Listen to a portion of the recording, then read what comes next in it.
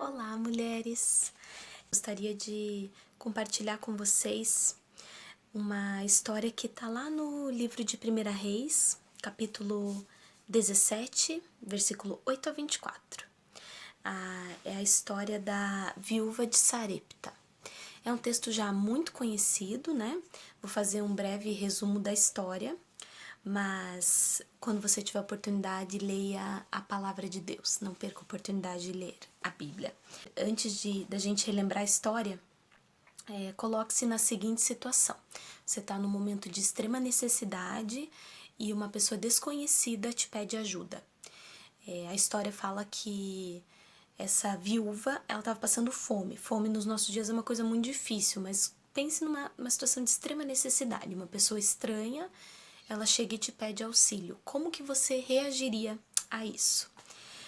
A palavra de Deus conta que estava num período de seca, não havia chuva em Israel, e a viúva de Sarepta, ela estava colhendo alguns gravetos, e Deus falou especificamente que Elias tinha que procurar essa mulher. E ela estava colhendo alguns gravetos e o profeta Elias chega e pede água para ela. E ela vai lá buscar água e quando ela está indo, ele fala, me traz também um pão. E ela fala que ela não pode trazer pão para ele porque ela não tem nada para oferecer. Ela explica que ela estava colhendo aqueles gravetos porque ela ia fazer uma última refeição para ela e para o filho e eles iriam morrer, porque ela tinha um pouco de farinha, um pouco de azeite e não havia mais nada que ela pudesse oferecer para Elias. Então Elias fala para ela que é para ela ir lá fazer um pão para ele e Deus iria dar comida até que não faltaria mais comida, que eles teriam comida até que viesse chuva, né? Então Elias aí se hospeda na casa dela e depois de um tempo o filho dela adoece e falece e Elias pede a Deus para que o menino volte a viver e ele ressuscita. Então essa é a história basicamente. Eu acredito que a gente possa tirar 3 grandes lições desse texto bíblico, né? A primeira lição é que Deus, ele pode usar qualquer pessoa para cumprir os seus propósitos. Porque lendo o texto, a gente observa que a viúva ela não era do povo de Israel e ela não cria em Deus. Tanto não cria que quando Elias pede o pão para ela fala, tão certo como vive o Senhor, o teu Deus, não tenho nada cozido, o teu Deus. Ela não acreditava nesse Deus, mas ela jurou em nome de Deus, do Deus de Elias, né, do poderoso Deus, que ela não tinha nada para oferecer para ele. Então, ela não era do povo de Israel. E Deus determinou que aquela mulher que Elias deveria procurar, então ela iria ser auxílio para ele, iria trazer comida para ele, iria hospedá-lo, né? Então, eu acho que essa é a primeira lição que nós podemos tirar. Muitas vezes nós temos um pré-julgamento, né? Um olhar meio ruim para algumas pessoas que não são irmãos em Cristo, achando que aquela pessoa não tem nada a nos oferecer, não pode nos abençoar, ou às vezes não pode nem ao menos ser usada por Deus para nos moldar. Mas a verdade é que Deus usa qualquer pessoa. Ele usou essa viúva que não tinha nada e que nem nele cria para cumprir aquele propósito específico na vida de Elias. E Deus tinha um propósito para a vida dela também, nós vamos ver. Mas Deus pode usar pessoas para nos abençoar e nos moldar. Então, muitas vezes, a gente pode ter uma pessoa que não é cristã e pode ter determinadas atitudes que nos incomodam, mas aquilo é para que o caráter de Cristo seja moldado em nós, para nos aperfeiçoar, né?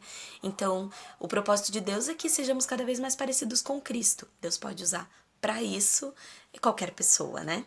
Então, acho que essa é a primeira grande lição. A segunda grande lição que nós podemos tirar dessa passagem bíblica é que nós precisamos confiar em Deus em qualquer circunstância. Porque quando essa mulher falou para Elias que ela não tinha nada, Elias falou assim, você vai lá, você faz um pão com o que você tem para mim, e depois disso, Deus prometeu que não vai faltar comida para você, nem para o seu filho, até que volte a chover.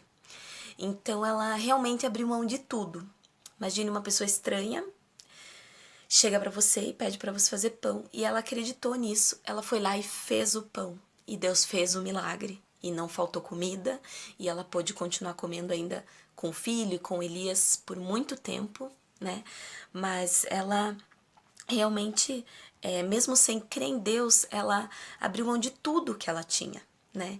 Então, quantas vezes nós ficamos limitando o agir de Deus porque nós não obedecemos de forma completa, de forma integral, né? Nós que cremos em Deus, nós cremos que Deus é poderoso para fazer milagres. Muitas vezes nós não abrimos mão de tudo da nossa vida, nós não abrimos mão do nosso tempo ou do nosso dinheiro, que não é nosso, é de Deus. Até mesmo o tempo deve ser remido de acordo com os propósitos do Senhor.